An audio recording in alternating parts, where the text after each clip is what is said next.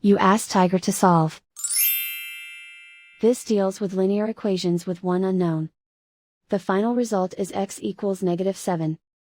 Let's solve it step by step. Simplify the expression. Expand the parentheses. Simplify the arithmetic. Group all x terms on the left side of the equation. Subtract 3x from both sides. Group like terms.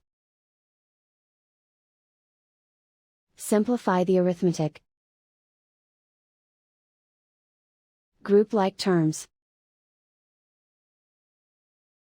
Simplify the arithmetic. Group all constants on the right side of the equation. Subtract 15 from both sides. Simplify the arithmetic.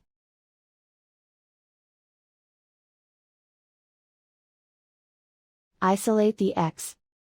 Divide both sides by 2. Simplify the fraction. Find the greatest common factor of the numerator and denominator.